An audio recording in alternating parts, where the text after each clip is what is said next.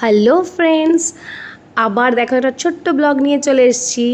সকালবেলা মা, বাবা, আমি, বাবা রাস্তা ওপার করে দিচ্ছিল, আমরা যাচ্ছিলাম মনসা মায়েরকে পুজো দেওয়ার জন্যে।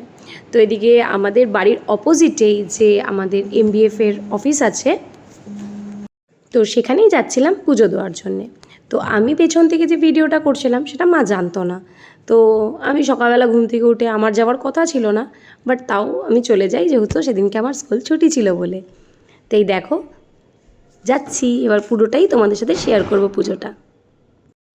দেখো আমরা এখানে এন্ট্রি নিয়েই নিয়েছি, আর ওই যে দূরে মায়ের মন্দিরটা। আর এই দেখো আমি নিয়ে নিয়েছিলাম এই ফুল ফলগুলো, আর মায়ের হাতে ছিল দুধের ঘটি আর বাকি যে জিনিসপত্রগুলো সেগুলো। এইবার মা দেখতে পেয়েছে যে আমি ভিডিও করছি, তারপরে মা বুঝতে পারলো, দিয়ে মা সুন্দর করে একটু হেসেও দিল। তো তোমরাও আমাকে জানিও কারা কারা বাড়িতে পুজো করেছো। তো আমরা প্রতি বছরই এই পুজোটা করে, মা করে বেসিক্যালি। তো এটা আমি এই পুজোতে কোনো দিনই থাকতে পারি না, বাট এই বছর আমি থেকেছিলাম, তাই মায়ের সাথে গেছিলাম। আর এই দেখো হাঁটতে হাঁটতে দেখো পৌঁছে গেছি একদম মন্দিরের কাছে। আর ওখানে আমাদের সেই কাকু, যে কাকু আমাদের সব পুজো করে থাকে, সেই কাকু চলে এসেছিলো, আর কাকু সব গুছিয়ে নিচ্ছিল ওখানে। আর ততক্ষণের মধ্যে আমরাও চলে এসেছি।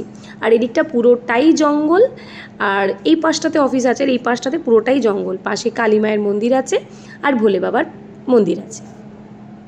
আর এই মন্দিরটা নতুন হয়েছে, তো আমরা এখানে এই বছর ফার্স্ট পুজো দিলাম। নইলে আমরা প্রতি বছর আমার এক বড়মার বাড়িতেই পুজো দিয়ে থাকি। আর এদিকে মা দেখো সবার নামে নামে দুধ আর কলা দিয়ে দিচ্ছিল। তো এটাই তো মনসা পুজোর মেন জিনিস, যে দুধ আর কলা। বাকি তুমি যাই করো না কেন, ইম্পর্টেন্ট পার্টস হচ্ছে দুধ আর কলা। তো এটা মা গুছিয়ে ওখানে দিয়ে দেবে। আর এদিকে কাকুও খুব ব্যস্ত, বিকজ অনেক জায়গায় কাকুকে পুজো করতে যেতে হবে। আর এদিকে এই যে ওখানকারই এক অফিসার ছিলেন, উনি ওখানে সব বাকিগুলো গুছাচ্ছিলেন। তো দেখো গোছানো কমপ্লিট হয়ে গেছে, এবার কাকু পুজোতে বসে পড়েছে। তারপরে আমরা অঞ্জলি দেব। নমো নমঃ।